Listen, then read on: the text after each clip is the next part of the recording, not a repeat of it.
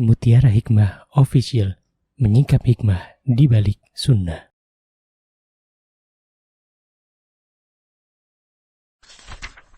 Salurkan donasi terbaik Anda untuk mendukung dakwah Mutiara Hikmah Official. Mari siapkan bekal akhirat kita. Jangan lewatkan kesempatan emas ini.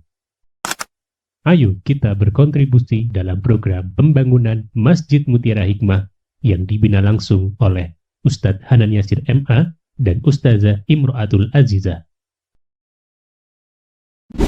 Raih pahala umroh setara haji dalam program Umroh I'tikaf Ramadan di tahun 2026. Perjalanan penuh makna, bimbingan penuh ilmu bersama Ustadz Hanan Yasir MA dan Ustazah Imro'atul Azizah. Tempat terbatas, daftarkan diri Anda sekarang juga. Jangan lewatkan sensasi umroh full faidah plus daurah fikih hijrah di bulan Syawal tahun 2026 bersama Ustadz Hanan Yasir MA dan Ustazah Imro'atul Azizah. Tempat terbatas, daftarkan diri Anda sekarang juga.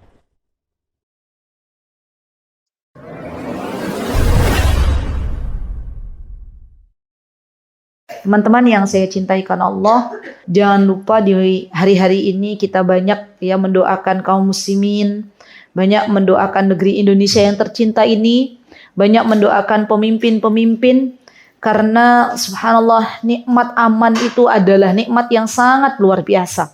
Makanya apa yang bisa kita lakukan ikhtiarnya adalah berdoa. Ya, semoga Allah jadikan negeri Indonesia menjadi negeri yang aman, menjadi negeri yang Allah ridhoi, menjadi negeri yang senantiasa Allah jadikan masyarakatnya patuh kepada Allah Subhanahu wa taala dan tidak bermaksiat kepada Allah Subhanahu wa taala.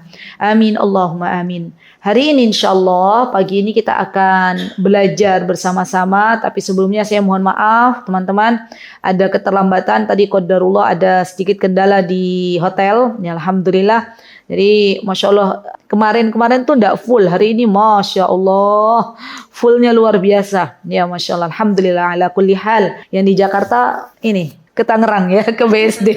Ya, jadi iya betul, Masya Allah, alhamdulillah. Baik, hari ini kita akan belajar tentang sebuah tema yang cukup menarik ya bagi kita yang hidup di zaman sekarang.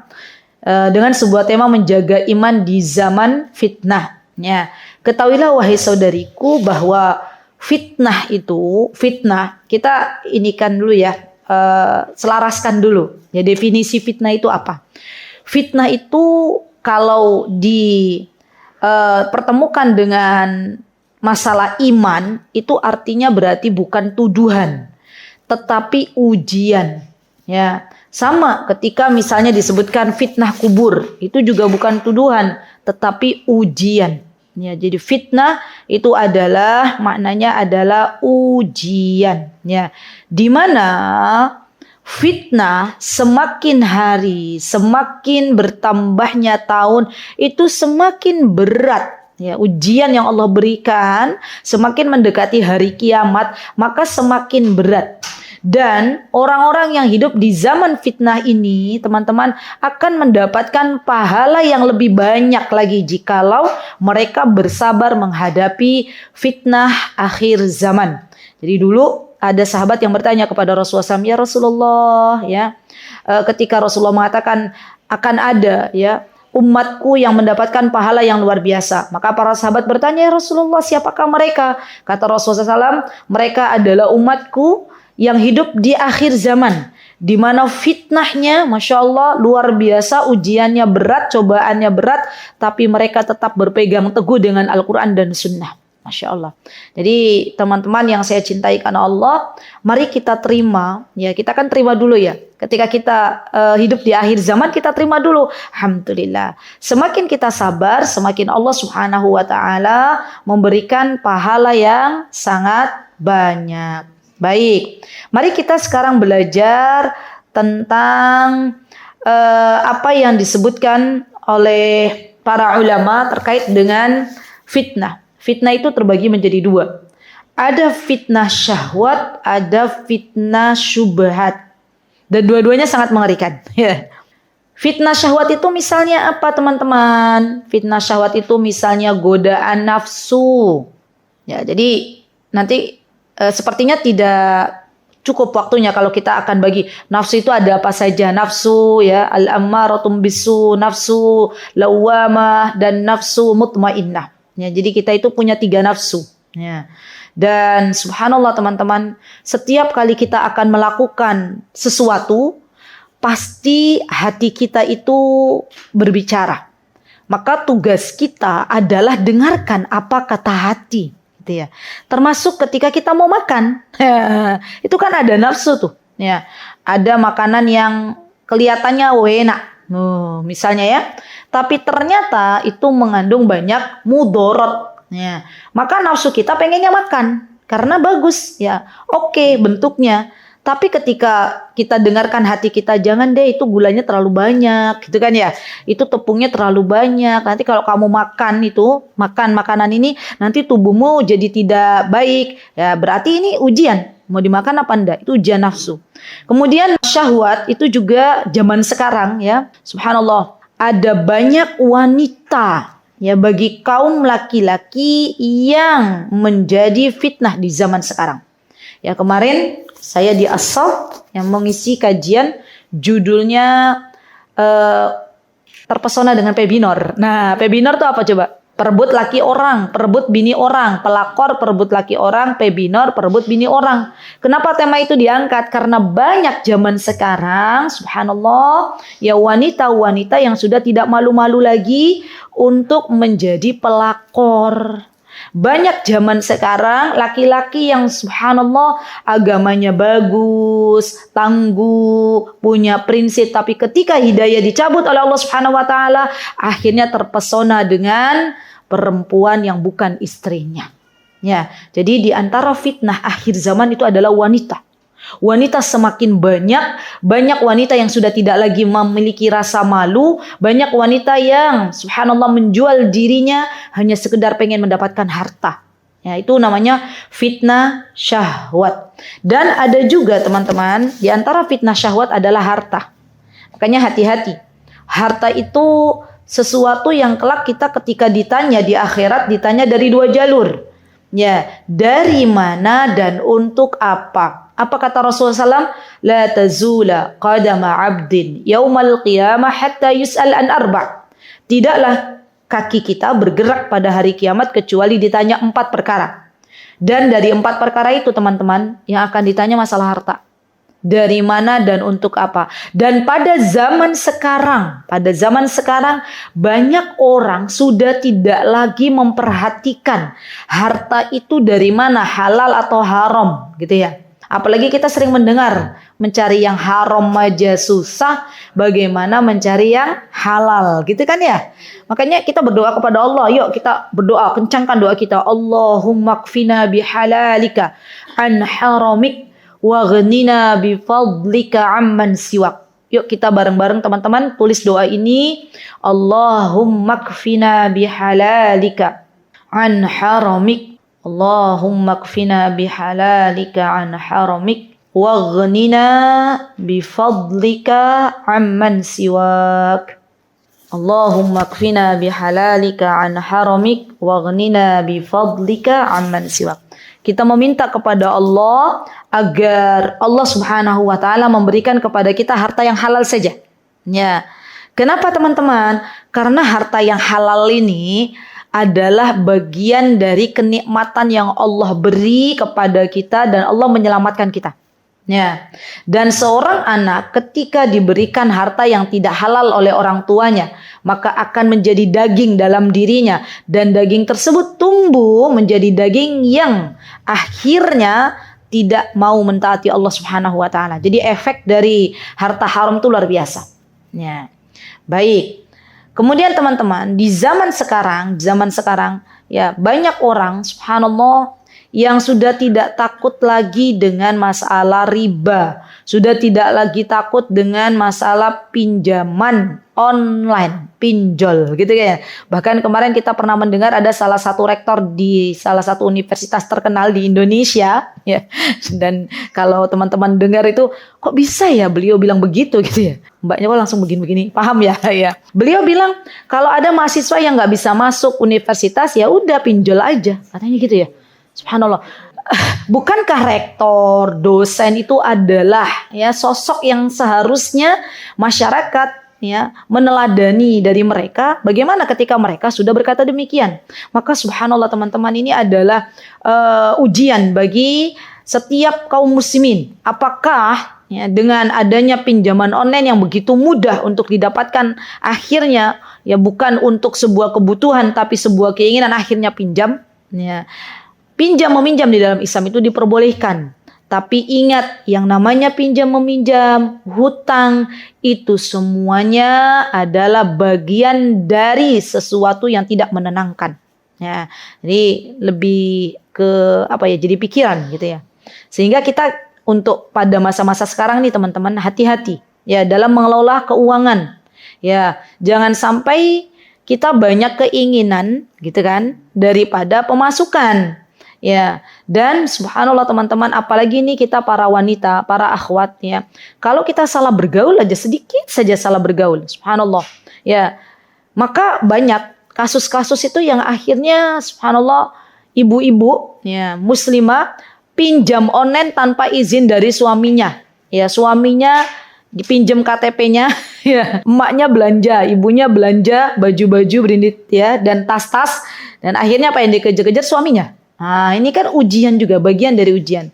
Maka dari itu subhanallah, di antara ciri istri yang salihah adalah istri yang mampu menjaga harta suaminya. Nah, itu kan subhanallah ciri istri salihah. Makanya kita belajar juga nih, gimana sih memanage ya harta kita. Karena setiap harta yang kita keluarkan itu akan dimintai pertanggungjawabannya oleh Allah Subhanahu wa taala.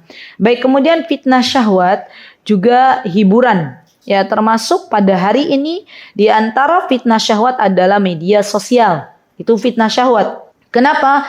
Karena di media sosial itu mudah sekali hamba Allah terkena jebakan. Jebakan siapa? Jebakan syaitan. Ya, bukan jebakan Batman, jebakan syaitan.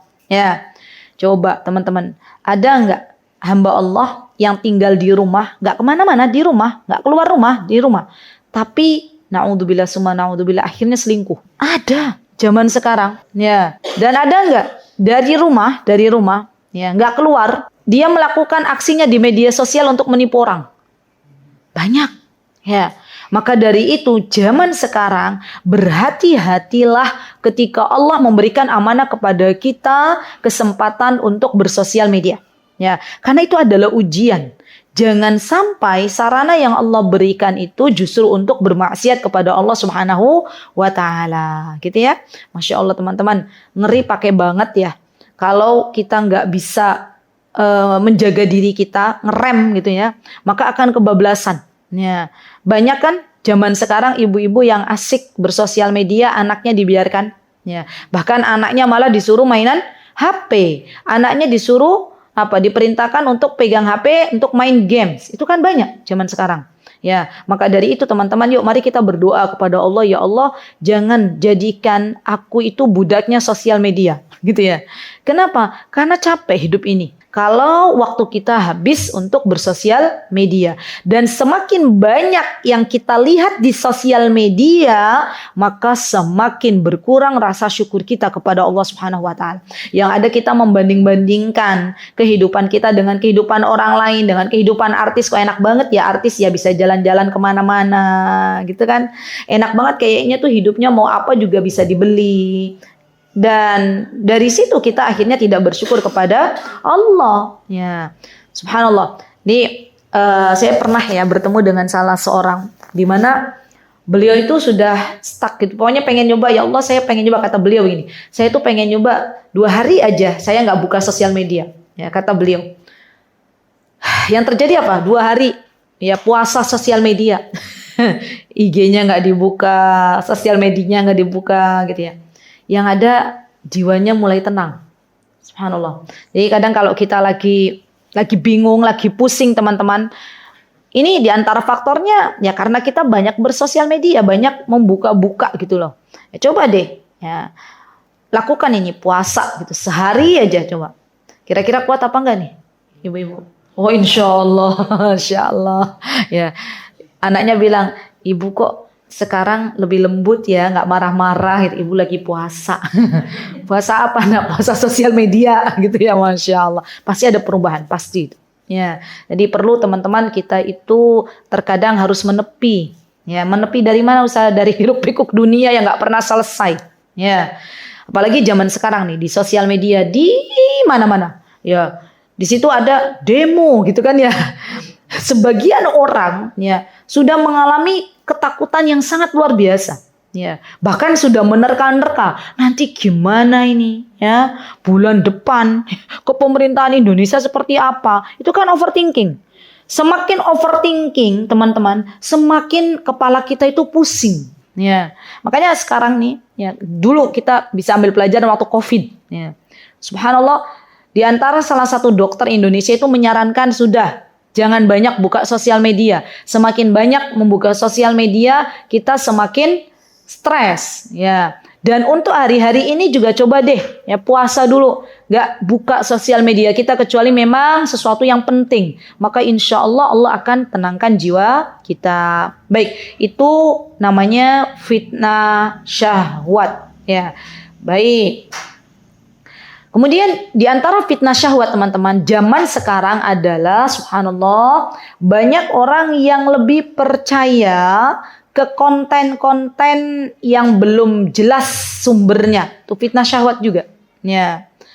Nanti bisa masuk fitnah syubhat kalau konten itu adalah konten yang berbicara masalah agama tapi bukan dari ahlinya. Nah, itu masuknya sudah fitnah syubhat. Ya. Makanya hati-hati. Ya. Yang kedua kan tadi fitnah syubhat. Fitnah syubhat contohnya apa ya tadi? Ya zaman sekarang banyak ya ustadz, ya ustazah yang instan, ya belum belajar lebih dalam tentang ilmu agama, kemudian dia berfatwa. Subhanallah. Dan zaman sekarang teman-teman, hati-hati. Tidak semua yang berbicara masalah agama itu harus kita percaya. Ya.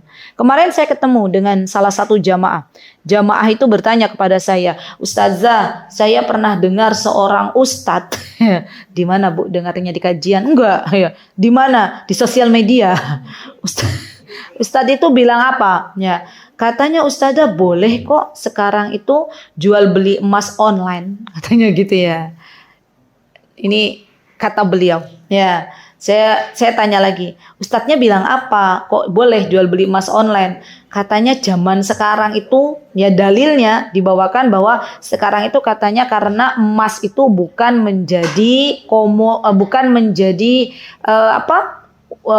uang untuk menjadi sebagai alat tukar, bukan ya, tetapi sebagai komoditi perdagangan. Ya, kalau kita lihat lagi masalah emas ini teman-teman, kita kembali kepada apa yang disabdakan oleh Rasulullah SAW. Apa kata beliau bahwa yang namanya jual beli emas itu yadan biyadin.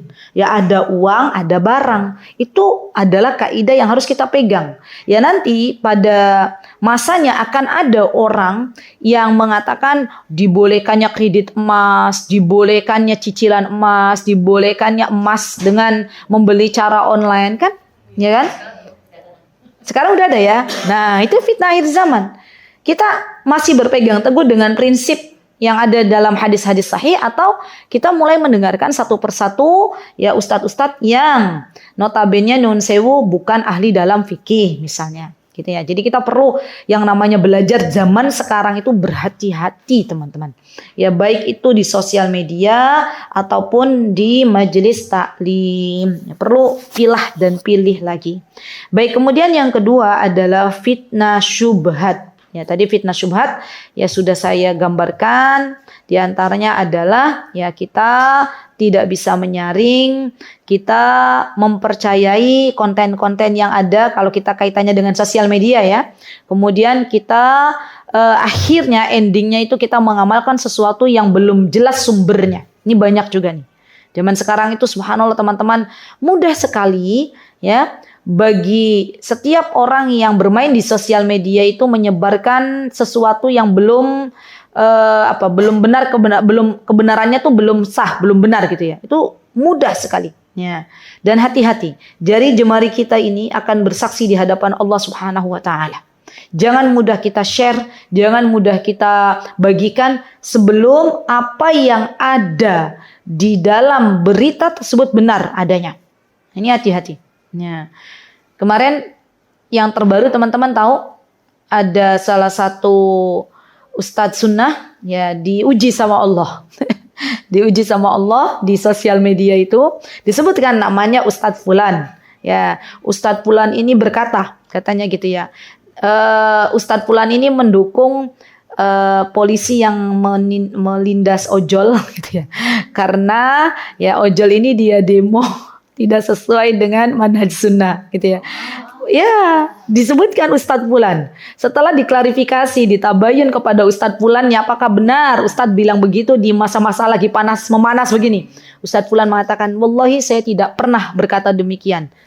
Coba lihat, mengerikan kan ibu-ibu? Ya, subhanallah. Jadi ada segelintir manusia yang subhanallah sengaja, ya, sengaja menyebarkan berita-berita tersebut. Ya, menukilkan Ustadz Fulan telah berkata. Dia lupa. Ya, kalau besok ada hari pertanggungjawaban di hadapan Allah Subhanahu wa taala. Ya. Dan banyak-banyaklah berdoa ibu-ibu. Di zaman sekarang ini banyak-banyaklah berdoa kepada Allah, ya Allah, ya muqallibal qulub, tsabbit qalbi ala dinik. Itu banyak berdoa seperti itu. Ya Allah, Zat yang Maha membolak-balikan hati manusia, ya Allah, ya tetapkanlah aku dalam agamamu. Ya Allah, aku tahu aku hidup di akhir zaman. Maka ya Allah, lindungilah diriku dan keluarga besarku dari orang-orang yang tidak baik. Gitu kan ya? Karena nanti subhanallah di antara tips solusi kita menghadapi fitnah akhir zaman ini teman-teman, di antara solusinya adalah kita memilih pergaulan, lingkungan, teman yang baik. Yaitu solusinya. Jadi solusi yang diberikan di dalam Islam itu untuk menghadapi fitnah akhir zaman, ya salah satunya adalah memilih teman yang baik. Rasulullah Shallallahu Alaihi Wasallam beliau mengumpamakan teman yang baik itu seperti kita sedang berteman dengan pedagang minyak wangi. Realnya seperti apa Ustazah? Ya, real di kehidupan nyatanya begini, ibu-ibu. Kalau kita berteman dengan orang yang agamanya baik, maka insya Allah kita selamat dari berbagai macam fitnah. Baik itu fitnah syahwat maupun fitnah syubhat. Saya kemarin menjelaskan di Masjid As-Sof, ya ibu-ibu, hati-hati dalam bergaul. Ya di Yogyakarta itu ibu-ibu, ya saya pernah bertemu dengan salah satu jamaah yang beliau menitipkan pesan kepada saya. Kata beliau, Ustazah, tolong kalau mengisi kajian diwanti-wanti jamaah itu agar berhati-hati kalau pas ketemu sama wanita yang hobinya ngompor-ngomporin dia untuk menggugat cerai dari suaminya. Jadi gugat cerai dari suaminya itu ada. Ya. Jadi subhanallah teman-teman, yang namanya wanita itu sifatnya itu sangat mudah baperan, gitu kan ya. Sedikit saja dia salah bergaul, ya misalnya bergaulnya harusnya dengan wanita-wanita solihah, tapi dengan momi-momi muda yang jarang bermajlis ilmu. Ya yang ada ketika sudah berkumpul itu kan yang ada apa? Yang dibicarakan apa? Dunia, sudah, ya tentang anaknya, tentang apa? Suami, tentang baju, tentang liburan kemana, gitu kan? Ya. Dan nanti lebih parahnya lagi, dalam lingkungan yang tidak baik itu ada biasanya wanita yang hobinya tuh menjadi kompor. Ya kan teman-teman? Lebih parah lagi kalau tadi wanita ini ngompor-ngomporin temannya yang sedang memiliki masalah dengan keluarganya, justru dikompor-komporin untuk meminta cerai dari suaminya. Dan itu ada di Yogyakarta. Saya nggak tahu kalau di Depok, ya semoga tidak ada. Ya, baik. Kenapa Bu? Serem ya? Iya, enggak usah minta sama Allah. Ya Allah, pertemukan aku dengan wanita yang seperti itu. Jangan. Ya, jangan. Ya. Serem. Ya. Bahkan kemarin ketika di As-Sof itu ada yang bertanya ya di pertanyaan, di sesi pertanyaan itu, Ustazah, bagaimana sikap seorang istri? Ini kejadian nyata loh. Sikap seorang istri yang menghadapi suami dan sahabatnya karena saat ini sahabat dia yang dipercaya itu mengambil suaminya. Betul. Hasbunallahu wa ni'mal wakil. Kita boleh berteman, teman-teman. Tapi coba deh pilih lagi dengan siapa kita berteman. Teman yang baik agamanya, teman yang jujur, tulus itu adalah teman yang senantiasa mengingatkan kita kepada kematian, mengingatkan kita dengan hari akhirat. Teman yang baik, yang tulus, yang jujur itu tidak akan membiarkan kita ketika kita bermaksiat. Pasti akan memberikan wejangan-wejangan terbaiknya. Itulah teman yang sesungguhnya. Ya, kalau kita berteman dengan teman yang hobinya itu hanya enaknya saja, ya, kita lagi banyak uang, dia mendekat kepada kita, ya, tapi kita pas lagi diuji ya, oleh Allah, nggak punya uang, dia menjauh. Bahkan teman yang baik itu waliyadzubillah teman-teman, di antara cirinya adalah dia kalau di depan kita itu hobinya ngomongin orang lain. Ketika kita tidak bersamanya, ya, dia bersama temannya yang lain, kita yang menjadi bahan obrolan. Maka ini adalah ciri wanita yang tidak bisa dijadikan sebagai teman dekat. Ya, hati-hati. Bahkan ada banyak wanita zaman sekarang muslimah, sudah kenal mengaji, ya, sering datang ke majlis ilmu, tapi ternyata tidak disadari dia adalah seorang wanita yang hobinya mengadu domba. Atau dalam bahasa Arab namam. Ya, makanya subhanallah dosa, ya, dosa mengadu domba itu masuk dalam kategori dosa besar. Ya, dan teman-teman hati-hati ya. Banyak wanita tuh nggak sadar kalau dia sudah mengadu domba teman-temannya. Ya, hati-hati. Kalau kita sudah melihat kok gelagat temanku nggak baik ya, kenapa kok yang menjadi bahan obrolan di depan temanku itu aku, gitu loh. Udah, itu ciri-ciri tuh ibu-ibu. Dah, nggak apa-apa, kita jaga jarak dengan dia. Ya, daripada nanti kita terlanjur, ya. Kita bergaul karena nggak enakan, ya ustazah nggak enak, masa aku menjauhi. Lah, daripada nanti rusak agama kita, lebih baik kita menjauh. Boleh kok kita menjauh sedikit saja, gitu ya. Jadi, yuk bismillah teman-teman. Berprinsiplah di dalam kehidupan ini. Jangan sampai hidup kita itu mudah diatur oleh orang lain. Ya, oleh bestie kita, sekalipun itu bestie apa Bu? Bestie spesial. Karena capek hidup itu kalau kita hidup ini teman-teman, kalau kita hidup ini diatur oleh bestie kita hidup ini perlu validasi, itu tuh capek. Ya. Hiduplah, jujurlah kepada Allah Subhanahu wa taala. Ketika kita jujur kepada Allah, maka Allah akan memerintahkan malaikat untuk mengatakan kepada penghuni-penghuni bumi ini agar hatinya condong kepadanya. Tenang, ya, kita masih punya Allah. Kalaupun banyak teman-teman kita yang menjauh, artinya Allah sedang memilihkan kita teman-teman yang baik. Ya, jadi kalau misalnya suatu hari nih teman-teman, kita tuh diuji sama Allah, kok nggak cocok ya sama fulana ya, karena dia fulana orangnya begitu, akhirnya dia menjauh. Nggak usah kita bersedih. Kan biasanya kalau perempuan kan baperan, ya Allah aku nggak punya teman gitu ya. Ya positive thinking aja. Oh berarti Allah tuh lagi sayang sama saya. Berarti Allah tuh lagi menyeleksi untukku teman-teman yang terbaik. Sudah. Ya. Kenapa? Karena kalau kita sering berpikir sesuatu yang tidak, yang ada tuh waktu kita habis teman-teman. Dan ini menjadi sebuah ya PR untuk kita para wanita yang terkadang kalau kita punya teman kita menjauhi kita itu pusingnya luar biasa. Ya, baik. Apa yang bisa kita lakukan lagi selain kita memilih teman yang baik, memilih lingkungan yang baik ya? Di antara yang bisa kita lakukan adalah banyak-banyak berdoa. Tadi doa yang sudah saya jelaskan di awal yaitu ya muqallibal qulub, tsabbit qalbi ala dini. Ya. Yang ketiga teman-teman, bersegeralah untuk beramal salih. Bersegera. Jangan ditunda-tunda. Rasulullah Shallallahu Alaihi Wasallam beliau bersabda, badiru bil a'mal fitnatan kakit'il lailil mudlim. Kata Rasulullah, bersegeralah kalian untuk beramal sebelum datang fitnah seperti potongan malam yang gelap gulita.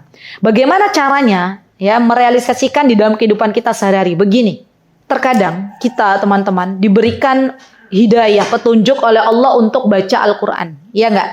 Ya. Al-Quran sudah ada di depan kita. Di samping kita ada HP. Hati kecil kita ya mengatakan, yuk baca Al-Quran gitu ya. Tapi nafsu kita mengatakan, lihat HP dulu. Demo gitu ya. Barangkali ada pesan yang belum terbaca. Ya. Biasanya kita lebih milih mana teman-teman? Jujur. HP. Padahal Quran udah ada di depan mata gitu kan. Akhirnya nyekrol HP. Habislah waktu berapa jam? 2 jam. Ya, itu kan kita. Ya, saya nggak bilang Anda loh, kita. Ya. Baik. Atau misalnya, yang sering ibu-ibu nih, sholat duha. Ya. Mau sholat duha, nantilah masak dulu, keburu anak-anak datang. Ya. Masak, beberes rumah, tiba-tiba terdengar adzan zuhur. Allahu Akbar, Allahu Akbar lah. Udah zuhur, cepat banget waktu. Nah, kan? Ibu-ibu, inget ya. Kalau kita tuh, ibu-ibu sama nggak sih dengan saya? Saya tuh kok merasa ya hari tuh cepet sekali. Ya. Baru kemarin hari Ahad sudah hari Ahad lagi. Baru kemarin hari Jumat sudah Jumat lagi. Artinya berarti kita itu sudah hidup di akhir zaman. Dan di antara ciri kehidupan akhir zaman itu waktu dipercepat oleh Allah Subhanahu wa taala. Kalau kita tidak menggunakan waktu dengan baik, ya, maka hancurlah kehidupan kita baik di dunia maupun di akhirat. Maka dari itu pesan saya teman-teman, awali hari kita ya ketika kita bangun dari tidur dengan berdoa. Alhamdulillahilladzi ahyana ba'dama amatana wa ilaihin nusyur. Kemudian kalau kita baca Al-Quran, boleh baca Al-Quran. Ya, kemarin kami konsul dengan salah satu dokter di Bandung, ya, karena kami itu sebenarnya dari Jogja sudah dari Ahad kemarin. Ya, Ahad pagi hari saya mengisi kajian, Ustadz Hanan mengisi kajian, ba'da duhur kita sudah mulai perjalanan menuju ke Bandung. Ya, di sana ada acara dari MUI, kami mengikuti acara tersebut di hari Senin dan kami konsul dengan salah satu dokter di Bandung. Ya, beliau mengatakan, kata beliau, ini saya bagi ilmunya dari beliau. Kata beliau, sejatinya tubuh kita ini di pagi hari itu sebelum ketemu HP, ketemu sama matahari dulu katanya. Maksudnya setelah kita sholat, setelah kita berdoa itu coba deh ya ketemu matahari dulu katanya gitu. Dan itu tuh ternyata ada ilmunya. Ya, coba deh dicoba katanya ya. Sebelum lihat HP teman-teman ketemu sama matahari dulu. Dan orang Indonesia kita ini kadang lupa mensyukuri nikmat ya adanya matahari yang bisa memberikan vitamin D atas izin Allah Subhanahu wa taala. Ya, jadi Masya Allah itu menjadi akhirnya menjadi ilmu bagi kami. Oh, ternyata ada banyak manfaat ya ketika kita di pagi hari tidak membuka HP dulu gitu ya. Masya Allah. Siap ibu-ibu, PR-nya gimana nih? Kasih PR gak? PR kali ya 3 hari aja dulu. 3 hari dicoba ya. 3 hari ini ibu-ibu yuk bersama-sama, semoga Allah mudahkan. Kalau ndak ada keperluan yang sangat-sangat mendesak, ya ndak usah pegang HP dulu. Sampai nanti kita ketemu matahari, ya. Kalau mau berjemur ya berjemur, kalau mau jalan ya jalan dulu, baru setelah itu kita pegang HP, gitu ya. Semoga dengan ini ibu-ibu, semoga pikiran kita lebih sehat, semoga badan kita lebih sehat, ya. Karena banyak zaman sekarang wanita-wanita terutama, mohon maaf, yang depresi. Ya, tuh hati-hati itu. Depresi itu apa? Depresi itu stres yang terus meningkat akhirnya jadi depresi. Nah, untuk merilisnya bagaimana caranya ya tadi? Kita olahraga. Ustazah boleh nggak dalam rumah olahraganya? Boleh, silakan. Mau angkat beban ya boleh. Ya mau stretching ya boleh. Insya Allah biidnillahi ta'ala. Kalau itu kita lakukan secara konsisten, maka insya Allah hari-hari menjadi lebih baik lagi. Ya, jangan lupa baca zikir pagi dan petang. Ya, kenapa? Karena zikir pagi dan petang itu adalah benteng. Ya, ingat, zikir pagi petang itu adalah benteng untuk menghadapi fitnah syahwat dan syubhat yang menyambar di zaman sekarang. Baik. Kemudian apalagi yang bisa kita lakukan, teman-teman? Di antaranya yang bisa kita lakukan adalah mentadabburi Al-Quran. Itu penting pakai banget. Jadi bukan hanya kita belajar, tapi tadabbur Al-Quran di zaman sekarang itu sangat-sangat penting. Ya, kenapa? Karena itu adalah kebutuhan makanan untuk hati kita.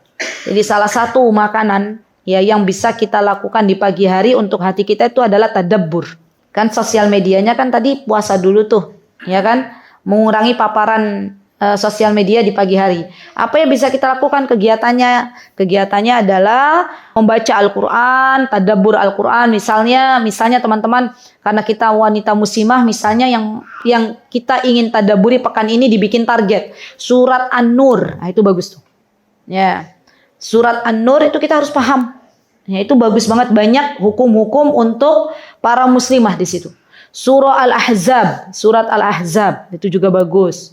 Ya, surat At-Talaq itu juga bagus. Atau kalau teman-teman pengen healing ya, pengen gimana sih nikmat-nikmat surga itu seperti apa? Kita tadabbur surah Ar-Rahman, itu juga bagus. Ar-Rahman, di dalam surat Ar-Rahman itu teman-teman banyak sekali Allah menjelaskan tentang kenikmatan-kenikmatan surga. Ya, harapannya setelah kita mentadabburi surah Ar-Rahman semakin rindu hati kita untuk mendapatkan surganya Allah Subhanahu wa taala. Jadi kalau ada problem di kehidupan kita, kita masih ingat, ya Allah, dunia ini cuma sementara gitu ya. Ya Allah, tujuan hidupku tuh pengen masuk surga. Nah, itu. Sembari kita ingat kenikmatan-kenikmatan apa yang Allah Subhanahu wa taala sediakan untuk hamba-hambanya yang salih. Masya Allah. Dan ini penting teman-teman. Ya, orang-orang yang paham ya dengan kenikmatan surga, maka dia akan merindukan surga itu sendiri. Ya, dan ini menjadi hiburan bagi orang-orang beriman. Ketika Allah Subhanahu wa taala ya memberikan gambaran surga itu seperti apa, walaupun nanti kenikmatan surga itu berbeda dengan kenikmatan dunia. Ya, kata para ulama tujuannya agar orang-orang beriman itu tidak bersedih di dunia. Ya. Kenapa? Karena masih ada harapan. Ya. Kalau saat ini teman-teman di dunia belum Allah berikan rumahnya masih ngontrak gitu ya. Kalau hari ini Allah belum berikan makanan-makanan yang lezat, sabar. Ya. Insya Allah biidnillahi ta'ala atas izin Allah, kelak nanti kita akan bisa merasakan nikmatnya makanan-makanan yang enak di dalam surganya Allah. Ya, orang-orang yang beriman akan Allah bangunkan istana-istana di dalam surganya Allah. Allah akan bangunkan rumah-rumah di dalam surganya Allah. Allah akan berikan untuknya asisten-asisten yang siap melayani 1x24 jam.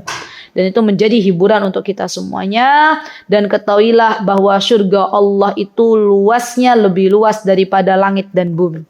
Semoga Allah Subhanahu wa taala menjadikan kita semuanya calon-calon penghuni surganya Allah. Semoga Allah Subhanahu wa taala mengampuni segala dosa-dosa kita, dan semoga Allah Subhanahu wa taala memasukkan kita beserta keluarga besar kita ke dalam jannahnya. Amin Allahumma amin. Semoga apa yang kami sampaikan Allah jadikan sebagai ilmu yang bermanfaat. Semoga Allah terima amal ibadah kita semuanya, dan semoga Allah angkat derajat-derajat kita di dunia dan di akhirat. Itu yang bisa saya sampaikan. Sudah jam 11 teng ya. Aqulu qouli hadza wa astaghfirullah li wa lakum wa akhiru da'wana alhamdulillahi rabbil alamin. Wassalamualaikum warahmatullahi wabarakatuh.